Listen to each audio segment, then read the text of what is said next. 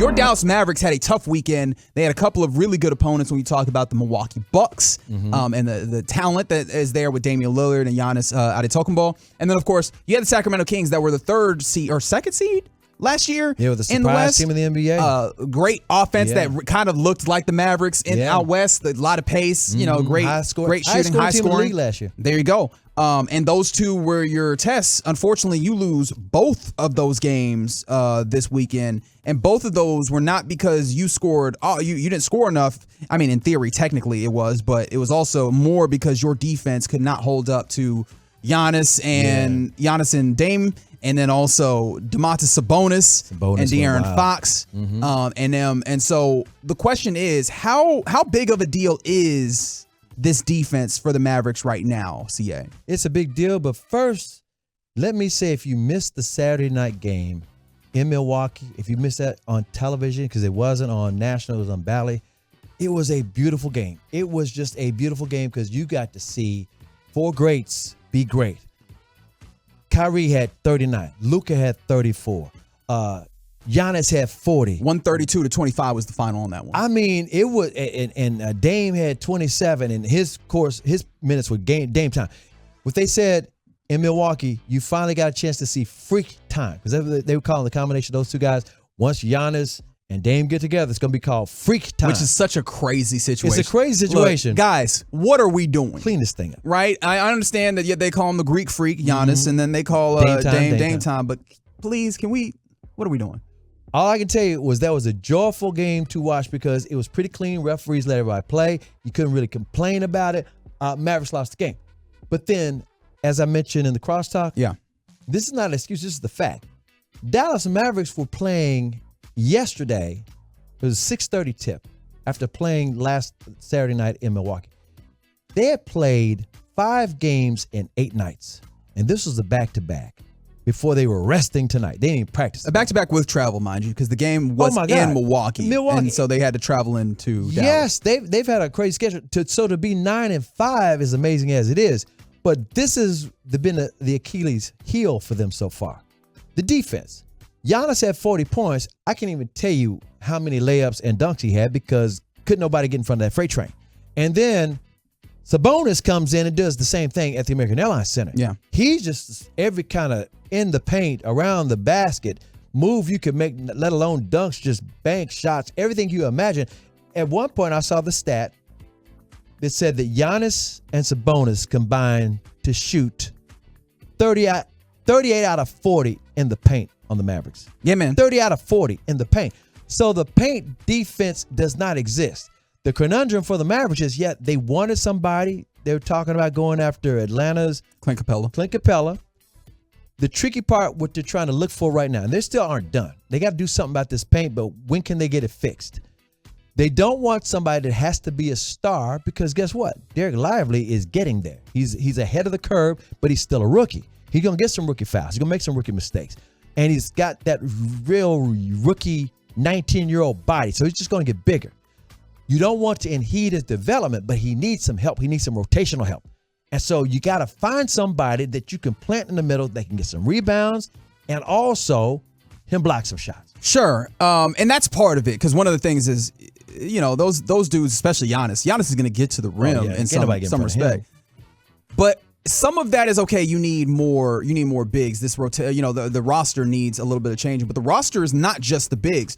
The perimeter, those guys are letting straight line drives in. Derek Lively is not the type of player, even once he gets to whatever the highest level of him is, whether it's like Tyson Chandler on steroids or what have you, he's not going to be a perfect big that stops everything. Hell, I think the closest thing to that in the NBA right now is Rudy Gobert. And you saw what you did to Utah when nobody on the perimeter wanted to stop anybody. You just dunk on his head top. And so on the perimeter, there needs to be better, defenders, better defenders and better effort. Honestly, I think that's the thing that Jason Kidd is harping on is giving effort and making sure that you stop guys from getting in. Because against Giannis on Saturday with the Bucks, one thing about it is there is a common idea of how to play Giannis across the league, which is build a wall. You'll hear that a lot. And the idea of that is not just have that defender there that's in front of him, have two more peel in so that it's hard to get, past both of them. You can't just do a spin move around one guy or sidestep one guy because then you're walking into another one. Have multiple guys show towards him so that he has to get off the ball or make a really tough shot.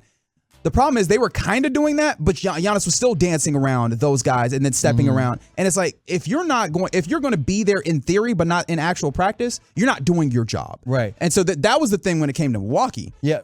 On that same topic real quick, this is what also they tried to do something that didn't work.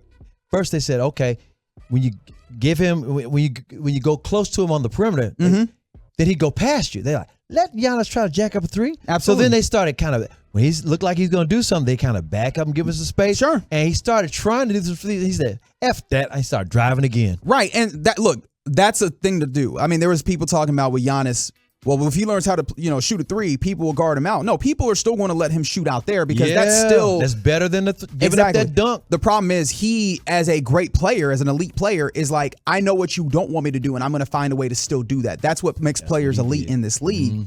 The problem is you have to make it more difficult than you did, and he was able to get right in, as was Dame in some ways. And then the thing that really got me when it came to the Kings is that they really showed how tough the Mavs seem to have it when it comes to help rotations. Yes. They were getting into the paint again. The same, rim pressure was able to be applied. It was like Matador. Yep. Olay. But then also, if you drive and you stop that drive and they kick it out, all right, we need to scramble to make sure that guy run him off the 3-point line. All right, well, he passes the ball, run him off the 3-point line. He passed the ball again. They were diligent and keep passing while that defense is tilted until they don't stop or until they don't continue to get out there and contest the shots. And the Mavs ultimately, after two passes, three passes, were not contesting. And some of that you could say is maybe, all right, they're tired and they don't have the energy. Legs, but some of that is like they are not connected. And when I say connected, think back to the Western Conference Finals team and the ways that defense defended as a team, where you saw one guy act, you could tell that the other guys were almost working as appendages, as arms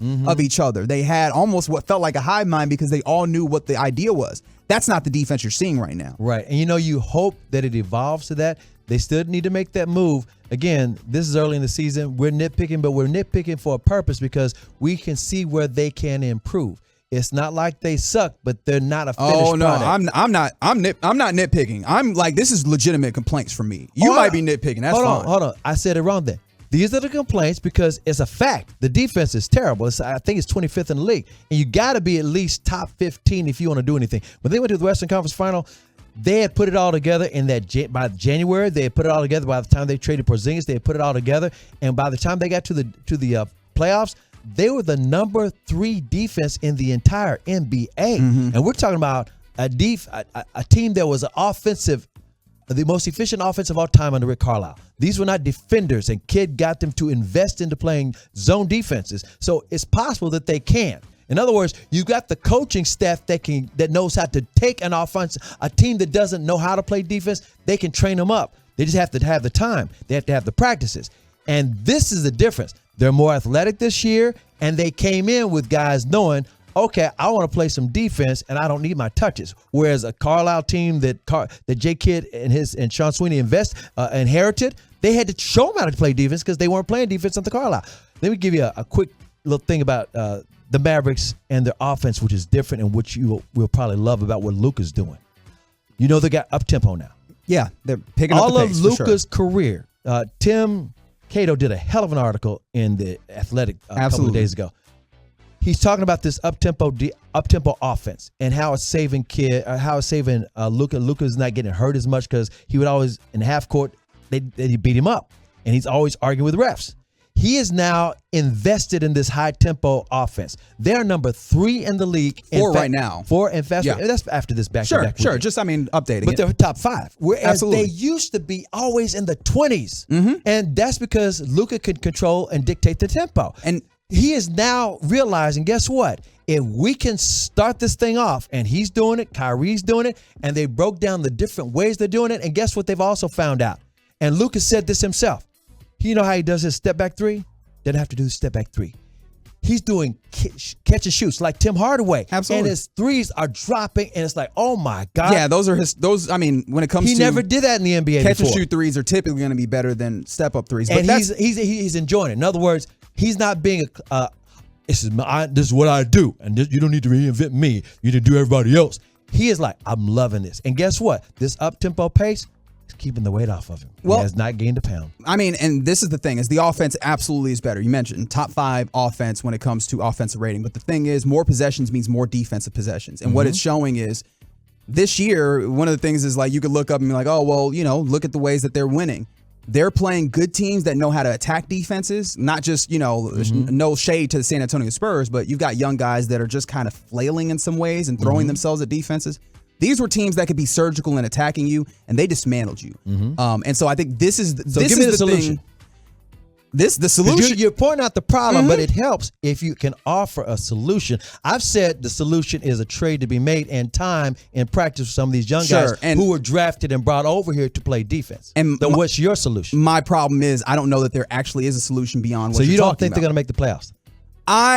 I think they can make the playoffs because of the level of offense. But remember, I came into the season talking about this is a team that probably ends up in the play-in, and it's because of these types of things. We talked about in the offseason when they were building this roster. So did you see them going to the I'm picking at you now. No, did you see them going to the NBA Western Conference Finals with the team that they had, which is the most offensive? In other words, they can solve this thing. I'm okay saying that. You just don't see it. In theory, they can solve this thing, but in theory, when we talk about sure. I'm messing with you now. CA, let me finish though. When it comes down to it, probability, sure. There's things that can happen, but there's a small probability on it. And I think more likely than not is that this defense is going to be a huge problem for you that does not allow you to compete against the top teams in the league. And I think that's the issue for me. If they can give themselves a better opportunity by playing more concerted and more effortful defense, and trying to stop straight line drives, Derek Lively getting better and not falling for like the rookie stuff against the vets where they get you on the pull throughs and stuff. But the thing that I'm concerned about is that the best defense or the best offenses are going to know how to pick at you, and the more possessions that you open yourself up to, the more opportunities that teams have to be really efficient against you. And that's the thing I'm not certain that they have an opportunity to fix. And this is the good part. Unlike some teams or in other sports, they're not going to say, oh, we like our guys. They've said from the beginning there's more moves to be made, and they have the coaching staff and have the talent as far as athleticism to do some of the things that you're asking, and maybe it's possible. I'm not saying it won't happen. Are you saying it won't happen?